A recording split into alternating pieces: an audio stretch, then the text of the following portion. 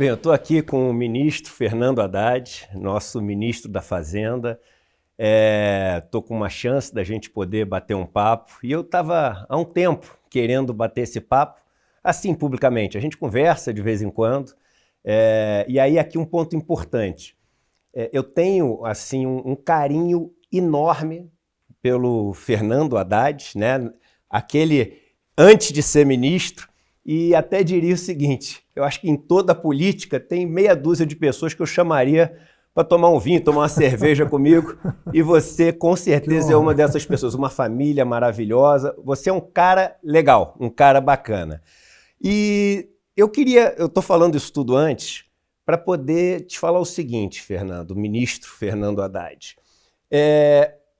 As entrevistas que a gente vê hoje em dia, nessa sociedade tão polarizada, acabam sendo entrevistas onde ou elas são feitas, né, e até nos debates, para destruir aquela pessoa, ou são feitas para poder levantar a bola daquela pessoa.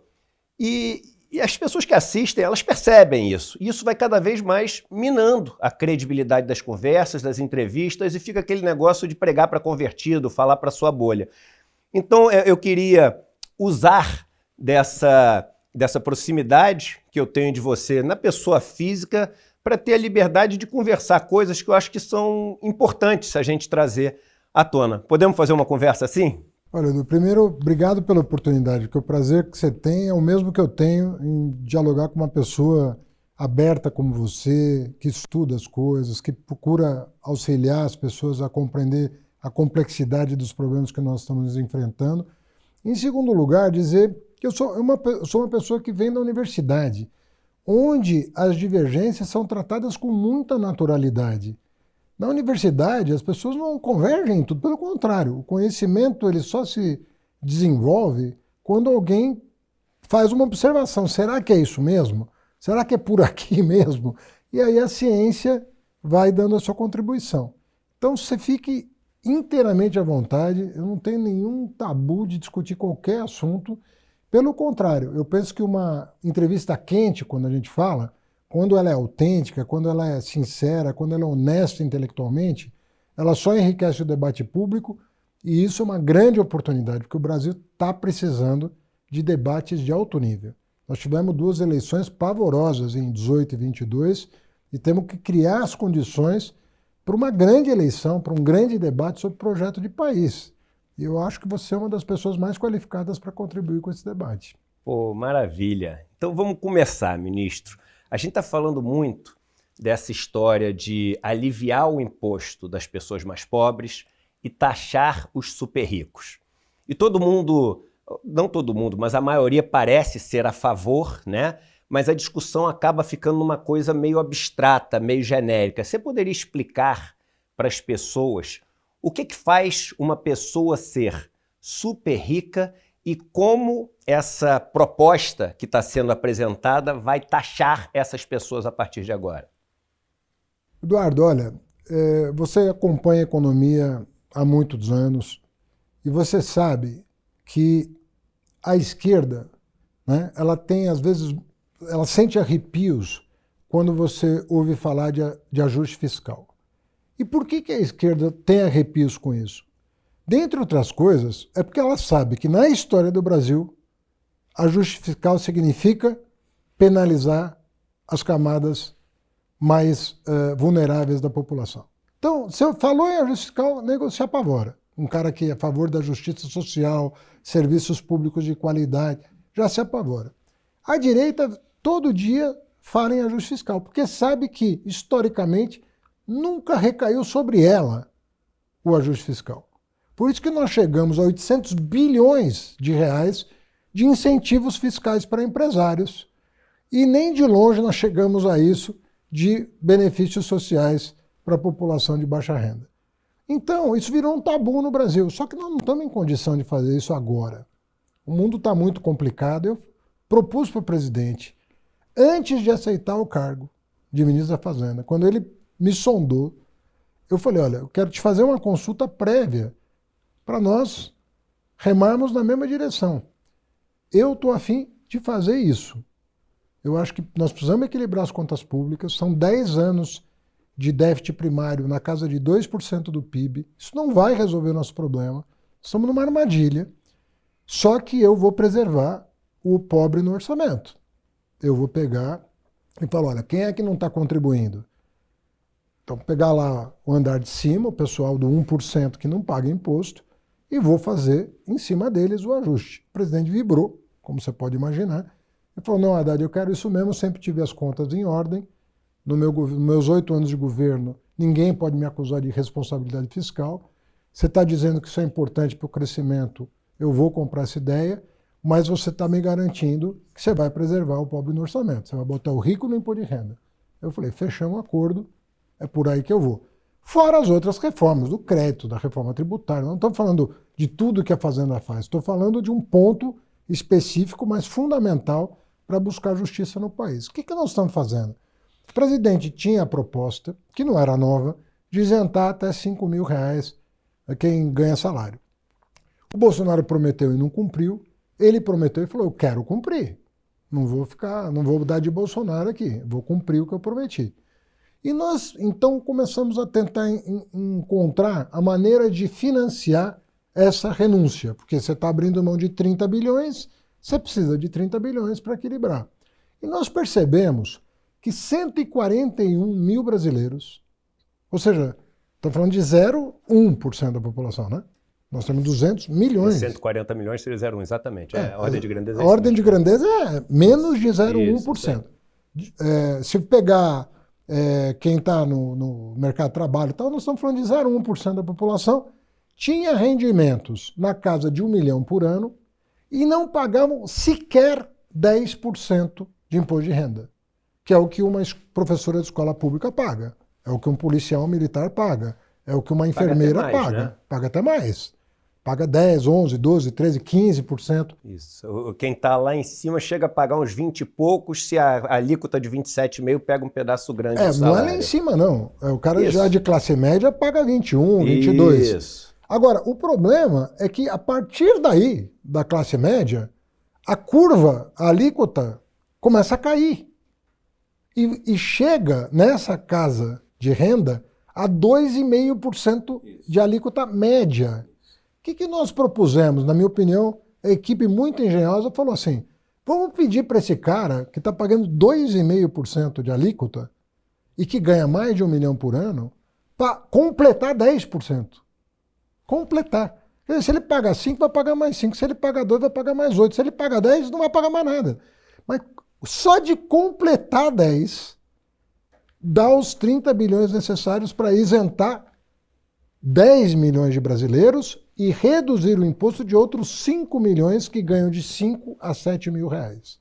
Agora, posso te fazer uma provocação? Toda. A provocação é a seguinte, a gente está falando de uma turma que ganha muito dinheiro, de uma turma que detém boa parte da dívida pública brasileira, porque é a turma que consegue guardar dinheiro, que investe dinheiro, e a gente está falando que essa turma paga 2,5%. De média. E a gente está falando de média, de alíquota efetiva média. E a gente está falando que o trabalhador da classe média brasileira, que passa o maior perrengue, que acorda de manhã, que não consegue juntar dinheiro, etc., paga 20%, 21%, 22%.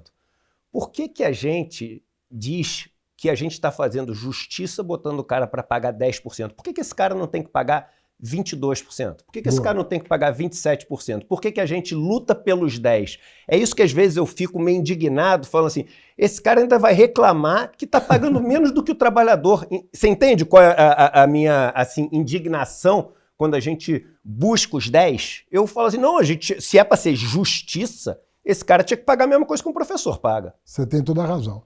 Aí entra o seguinte raciocínio. Primeiro, eu também acho pouco a alíquota de 10%. Ponto. Estamos de acordo. Eu tenho que sopesar a correlação de forças que eu tenho no Congresso para aprovar. Porque eu posso mandar 30 para lá. Né? Mas e daí? Vai aprovar ou vai ficar na gaveta de alguém?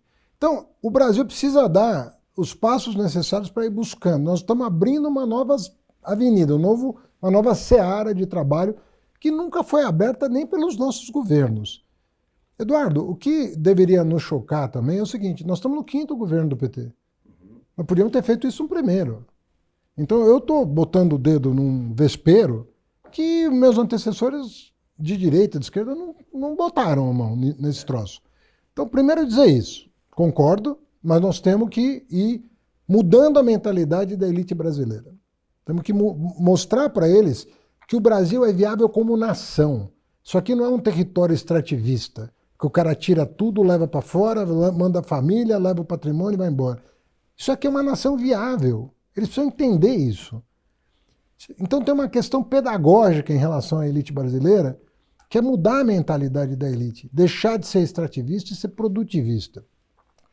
O que inclui o povo, porque se o povo não tiver renda, não tem consumo, não tem desenvolvimento, não tem nada.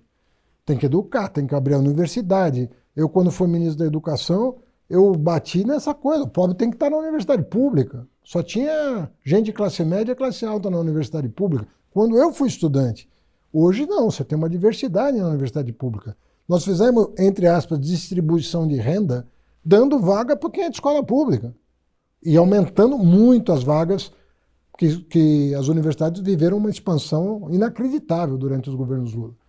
Segundo, tinha uma questão que era o seguinte, eles queriam reduzir o imposto de pessoa jurídica. Porque eles diziam o seguinte, eu já pago 34% na minha empresa. Que a gente sabe que não paga, porque tem juros sobre capital próprio, que a gente sabe que tem um monte de manobra fiscal, provisão, um monte de coisa, né? Então, o projeto do Guedes era assim, não, vou cobrar 15%, mas reduzia os 15% da pessoa jurídica. Então, ficava elas por elas. Por isso que eles não conseguiam encontrar espaço fiscal para isentar quem ganhava até R$5.000. Eu falei, não, a pessoa jurídica vai ficar pagando o que ela está pagando, mas como ela não paga, eu falei, eu vou cobrar 10, mas eu não vou mexer com pessoa jurídica.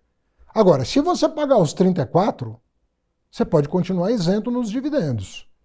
Mas quem paga 34? É tanto planejamento tributário.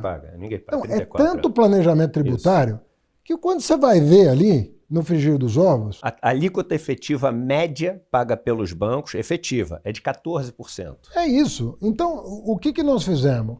Nós introduzimos uma maneira de ver o problema diferenciada. Tanto é que quando os lobbies foram dentro do Congresso essa semana, dizendo, mas eu já pago 34, você tem que reduzir 10 da minha conta, os deputados mesmo falaram, não, mas se você paga 34, você vai continuar isento. E aí a máscara caiu. Agora, deixa eu te fazer uma pergunta. Vamos supor, você tem maioria no Congresso, o Congresso é nosso. Qual seria... Não, é porque é importante para as pessoas conhecerem o que está por trás do Haddad. Porque às vezes as pessoas pensam o seguinte, não, o Haddad está querendo fazer 10% porque ele não quer mexer com a Faria Lima, que não sei o quê. Se você tivesse maioria, qual seria a reforma tributária dos seus sonhos? Aquela utópica que você gostaria de ver acontecer? Qual seria a situação que te atenderia? Eu vou responder em duas fases. Primeiro, qual foi o ministro da Fazenda que mexeu nos vesperos que eu estou mexendo? Me diz, eu sou amigo de alguns. Quem mexeu com fundo offshore? Quem mexeu com fundo fechado? Quem mexeu com voto de qualidade no CARF? Que é a minha próxima pergunta, voto de qualidade. Importantíssima medida que vocês fizeram e ninguém fala. É verdade. Quem mexeu com botar na internet todas as isenções fiscais empresa por empresa? Quem fez isso? Eu não estou querendo me colocar acima e abaixo de ninguém, eu estou querendo dizer o seguinte, poxa, quando a pessoa vai lá me criticar nas redes sociais, falar que eu sou neoliberal, que eu sou comunista, que eu sou... Pô, presta atenção no que eu estou fazendo, pô. E compara diante da correlação de forças que a gente tem. Por isso que eu falo, a tua pergunta é boa, porque você está falando quem é o Fernando Haddad e qual seria o sonho dele. Isso, é isso aí. Então, o Fernando Haddad é aquele que está buscando justiça social como há muito tempo não se faz no Brasil. Então, eu estou aqui, você pode dizer é insuficiente, você tem sido fraco, pode falar o que quiser, mas não coloque em dúvida os meus propósitos. Eu tenho formação e eu tenho lado. E o meu lado é buscar justiça social. Agora, se fosse fácil, já teriam feito. O que eu fiz? Aprovei a maior reforma tributária do país sobre o consumo, que é o IVA, que vai beneficiar as pessoas da cesta básica, as pessoas que trabalham, e estou fazendo agora da renda. Então, estou fazendo as duas maiores reformas tributárias em regime democrático, que também na ditadura é fácil. Que é a segunda pergunta, se tiver poder absoluto, o que você faria? Eu não usei ditadura, eu usei maioria no Congresso, porque aí a gente ainda está dentro do campo democrático. Mas assim, se nós tivéssemos a força do que a direita hoje tem, né? Ou seja, 300 votos, Isso. nós não temos 100. Qual que é a reforma tributária que seria mais correta? Nós avançarmos mais no imposto de renda para reduzir o imposto sobre consumo. A alíquota do IVA, ela poderia e poderá cair mais se nós formos futuramente na direção apontada por essa reforma. Se nós prosperarmos nesse caminho, nós vamos ter um imposto sobre consumo menor. Então, se eu pudesse fazer uma reforma ideal, eu digo, essa está no caminho da ideal. Ela é boa, mas tem uma ótima. Ela é regular e tem uma boa, como você quiser. Tem uma melhor que essa para fazer? Tranquilo, sou o primeiro signatário. O caminho é esse. Qual é? Os impostos sobre renda no Brasil são baixos na comparação internacional e os impostos sobre consumo são altos na comparação internacional. E vamos falar sobre o imposto de patrimônio, porque são os 3 impostos, né? Renda, consumo e patrimônio, são os principais Sim. que a gente tem. E na questão de imposto sobre patrimônio, tem alguns aqui no Brasil que são similares a países desse tamanho, como, por exemplo, o IPTU e etc., mas tem uns que são muito mais baixos. O ITR é uma coisa que sempre me deixou revoltado, né? A gente está falando que todas as terras do Brasil, todos os latifúndios, todas as grandes fazendas, pagam por ano 2 bilhões de reais, né? Que é nada. E a gente está falando de fazendas que ainda tem um benefício de, ao exportar, não ter ali o imposto por causa da Lei Candir, e a gente está falando de pessoas que pegam esse dinheiro, poupam e depois ficam rendendo ali nos juros do Brasil, ou seja, não empregam tanto e cada vez empregando mais com a mecanização e etc. Quando é que esses caras vão dar a parcela? Porque tudo bem, aparece no PIB, o Brasil está crescendo, o agro ajudou no crescimento, mas na vida das pessoas é importante a gente ver qual vai ser o efeito. ITR, poxa, não seria o caso da gente buscar que essas pessoas pagassem uma parcela justa pela terra que eles usam?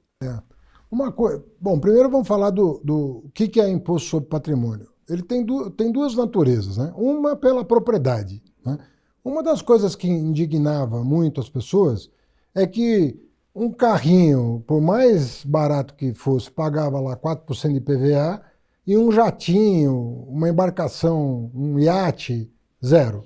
Nós colocamos na Constituição a permissão para que os governadores possam criar um IPVA, que é veículo automotor, não é porque voa, que não é automotor, mas é veículo automotor de aeronaves e embarcações. Eu não sei como é que os governadores vão se portar diante disso, tem que ter cuidado para calibrar, para que não tenha também problema de fuga, de o cara registrar a aeronave em outro país, tem que pensar. Mas nós abrimos uma chance de começar a pensar nisso, né? A outra coisa, eu vou chegar já no ITR, é o imposto sobre propriedade. E aí você tem... da herança, né? Do imóvel. O imóvel primeiro. Aí você tem IPTU e ITR. O IPTU, a maioria das cidades brasileiras não cobra IPTU. Você pega uma cidade como São Paulo, porque teve governos progressistas aqui, Erundina, Marta e eu, você tem imposto progressivo. E mais, além de imposto progressivo, quer dizer, quanto uma mansão paga proporcionalmente mais do que... O percentual do valor do imóvel sobe junto com o valor do imóvel. Junto com o valor do imóvel. O Minha Casa Minha Vida é isento. Não paga IPTU. Mas uma mansão no Jardim Paulista paga uma alíquota alta, né?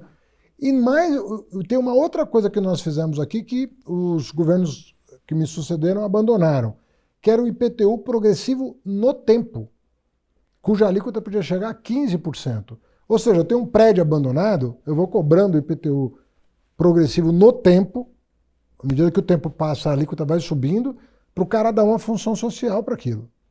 Poucas cidades fazem isso.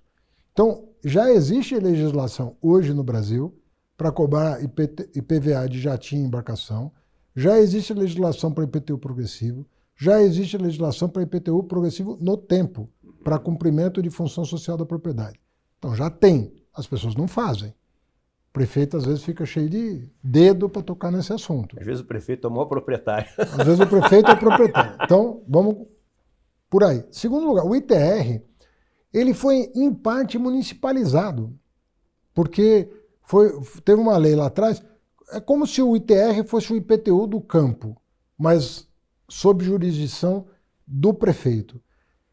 Está com problema isso. Nós estamos sentados com alguns prefeitos para rever essa legislação, para o prefeito ter mais participação nisso, em função do fato de que não se cobra sobre propriedade rural no Brasil. Isso não estou falando do sítio. Deixa eu dar um exemplo para as pessoas, se você me permite, Você está falando ministro. do latifúndio. Não, mas só para dar um exemplo, eu tenho um sítio aqui perto de São Paulo, que fica a 15 minutos do centro de uma cidade do interior aqui de São Paulo. Eu tenho ali 120 mil metros quadrados. 120 mil metros quadrados. Por ano, eu pago R$250 de imposto. Por ano? Por ano. Não é nada, né? É zero. Zero. É zero, né? Então, assim, e é óbvio, né? Ninguém quer que isso, vai fazer, porque a gente já sabe o que vai vir, porque aí não vai ser competitivo e não sei o quê. Não, então faz o seguinte, a gente encontra maneiras de, em cima do imposto que ele paga no lucro do negócio, você abate alguma criatividade para não atrapalhar a competitividade. Agora, o que não pode, na minha opinião, é os grandes donos desse patrimônio, que é o maior patrimônio nacional, que é a terra que a gente tem, poderem viver sem pagar imposto, né? E a quarta colocação que eu faria, concordando com você, é o imposto de transmissão, né? Que é a soberança. Que aí também no Brasil, né, é uma coisa, na comparação internacional, muito baixa. Não é um imposto federal, como você sabe, é um imposto estadual.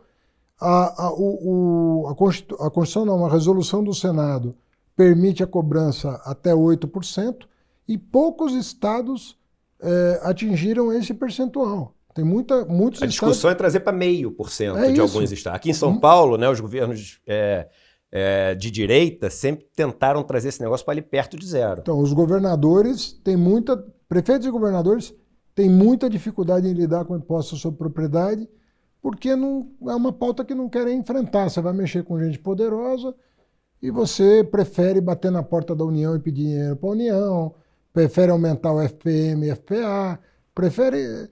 Tem a viúva lá, que é o Executivo Federal, ela é sempre lembrada quando falta dinheiro. Então todo mundo bate na porta da viúva. Essa que é a verdade. O Executivo Federal, ele foi depenado nos últimos 10 anos. Depenado. Por isso que a gente está numa situação fiscal que ainda inspira cuidado. Porque ele foi depenado. Uma parte foi para emenda, uma parte foi para governador, uma parte foi para prefeito. Não sobrou nada, é isso mesmo. Agora, pegando o campo ainda e indo para um outro assunto. Você falou da questão do voto de qualidade do CARF, e eu acho que pouquíssima gente fala sobre isso. Isso é uma grande conquista, e essa eu tenho que acreditar a você e sua equipe. Para as pessoas que não entendem, né, quando você tem grandes discussões sobre valores a pagar ali de impostos e de obrigações que as empresas têm com o Estado, isso é levado para uma votação, e nessa votação a Receita vota e os representantes das empresas votam. E antigamente o voto do desempate estava com as empresas, o que é uma maluquice, né? E o que vocês conseguiram fazer é que esse voto de desempate viesse para a Receita. Mas aí eu queria aproveitar esse assunto e falar o seguinte, a gente está falando de campo. Você tem 200 bilhões de reais de dívida dos grandes latifundiários no Brasil, não paga. Você tem no Brasil um número gigante, milhões, eu sabia o número, tá? Eu não lembro de cabeça, então não vou repetir, mas milhões de hectares onde o valor da dívida é maior do que o valor da terra dessas pessoas. E o total da dívida ativa brasileira, não sei se é em torno de R$1 trilhão, eu não tenho o número, mas é o número... A dívida ativa? A dívida, quanto? 5 trilhões de reais. Empresas, fazendas... A pergunta é, o que a gente vai fazer para esse cara do campo, por exemplo, que não paga o ITR, não pagar a dívida dele de bilhões de reais, das empresas que recebem o subsídio pagarem as dívidas, porque os caras ganham dos dois lados, ganha subsídio e não paga a dívida. Aí é mole ficar rico, né? Mole. Bom, vamos primeiro falar do CARF um pouquinho. O CARF era um órgão administrativo das receitas, estadual, federal, municipal. Eles criaram um CARF paritário, coisa que já é único no mundo. Não existe nenhum CARF paritário no mundo. Mas o Brasil foi além de criar um CARF paritário. ele deu um empate para o contribuinte, sendo paritário. Imagina, você, um órgão que é paritário, o empate é pró-contribuinte. Então, não existe no mundo um CARF paritário. Sem voto de qualidade, a OCDE mandou uma carta para o Brasil dizendo, ó, isso aqui fere a concorrência, porque o mau contribuinte vai levar melhor. Óbvio. Se você está estimulando o não pagamento do tributo, aquele que paga tributo, você está fazendo uma concorrência às avessas. Em vez do mais competitivo, o mais produtivo, o mais inovador, você está favorecendo o mais malandro, uma loucura o sistema tributário brasileiro. Pra você ter uma ideia, chegou a média do processo administrativo, antes da justiça, do processo administrativo na Fazenda, inclusive por conta do fim do voto de qualidade, chegou a 8 anos. 8 anos. E ele chegava a 18 anos quando você contava a esfera judicial. 18 anos para chegar ao fim do processo. É ultra vantajoso o dever para a Receita. Vai pagar Selic, né? É o crédito mais barato que tem no Brasil é Selic. O cara está aplicado sem pagar imposto a Selic com risco federal. Risco federal. Não tem como ficar melhor que isso. Não tem como ficar melhor. Então, nós criamos uma máquina de inadimplência. Com o voto de qualidade, voltando, nós já caímos para 5,7 anos. Você fala, pô, ainda é muito. Pô, é muito. Deveria durar menos de um ano o processo administrativo. Mas era 8. Era 8 anos. Então, Eduardo, nós estamos fazendo um trabalho de republicanização da Receita Federal. Porque ela foi privatizada no governo Bolsonaro. E isso foi uma armação que ninguém ainda fez direito uma reportagem sobre o que aconteceu. Porque vai achar todas as digitais do que de fato aconteceu com o fim do voto de qualidade no CARF. Tinha interesse de grupos econômicos que tinham processos bilionários no CARF que não queriam ser julgados. Ou julgar pelo empate e sair fora com bilhões de... Então, o que nós precisamos fazer agora é... Nós temos algumas leis no Congresso que eu acho que vão passar, devedor contumaz, por exemplo. Estamos há 8 anos esperando a votação do devedor contumaz, que é o famoso pilantra, que vai abrindo CNPJ atrás de CNPJ para não pagar imposto. Ficar devendo em contas diferentes, é isso? Em contas diferentes você não paga o cara nunca, ele vai quebrando empresa e abrindo empresa, quebrando empresa, abrindo empresa.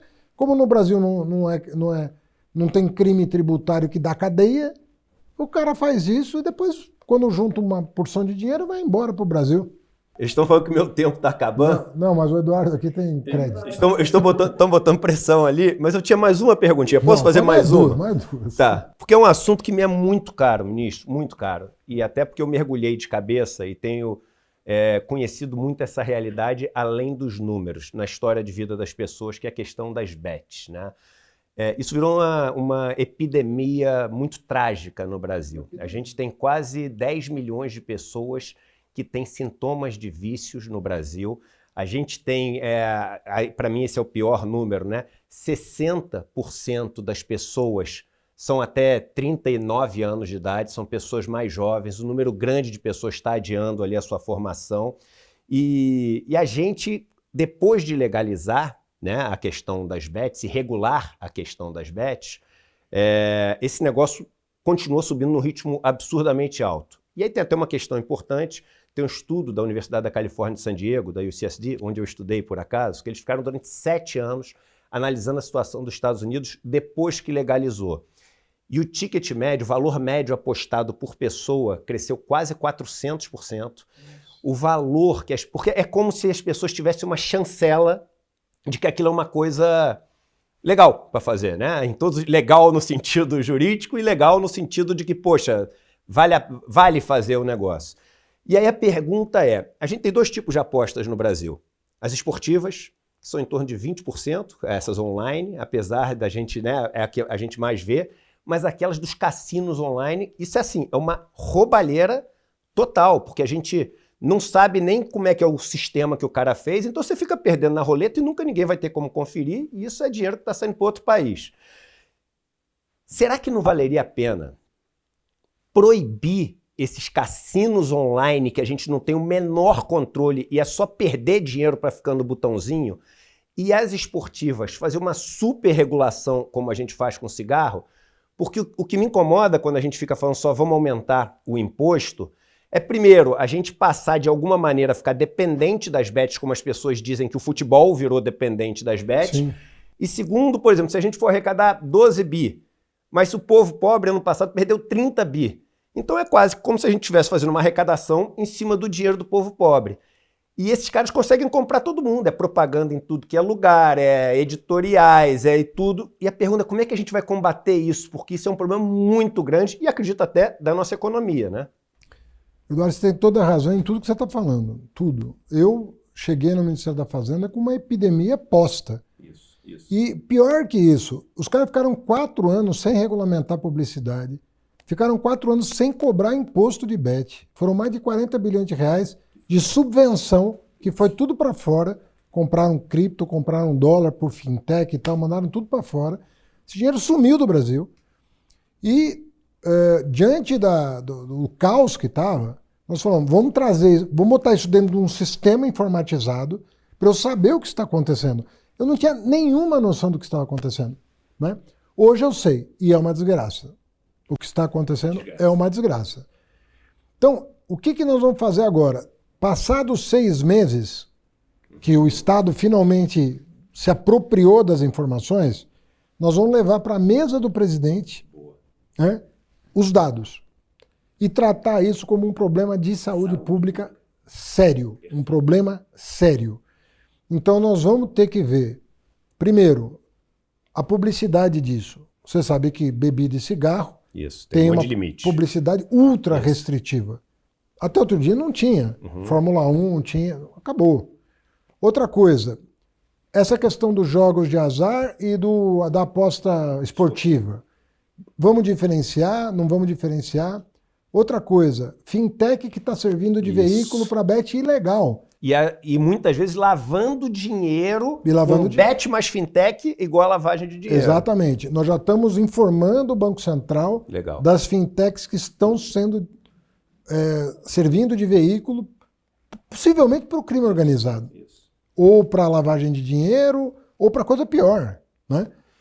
Então tem muitas coisas a serem vistas. Nós vamos incorporar a Polícia Federal nesse debate, porque não é só a atribuição do Ministério da Fazenda, tem crime por trás, né? E eu penso que agora nós temos um quadro para mostrar para o país. Nós podemos estampar, entendeu? Para o país, olha, nós temos um problema. Olha o tamanho do problema que foi criado. Você sabe que isso foi criado no final do governo do Temer. Passou 4 anos sem ninguém fazer absolutamente nada, ganhando dinheiro a rodo do pessoal. E você tem razão em dizer que é o pessoal até 40 anos que é quem mais joga, né? Então, nós vamos ter que enfrentar esse debate. É aquela história, eu nunca te pedi nada. É verdade, eu já te pedi alguma coisa até hoje? Claro que não. Nunca. Não. Eu vou te pedir a primeira. Pode pedir. Cuida com carinho essa questão das bets, cara, porque é uma coisa que realmente está machucando muito. Está machucando e está machucando... As famílias estão sofrendo, as coisas que eu vejo são assim, indizíveis, como diria o outro, sabe? Olha, eu soube de casos escabrosos envolvendo bet de conhecidos que chegaram a perder familiares em função de bet. Então é um drama real. E assim, você me perguntou se você pudesse... Mundo ideal, isso. Mundo ideal, isso. Para mim isso aí... Não proibido.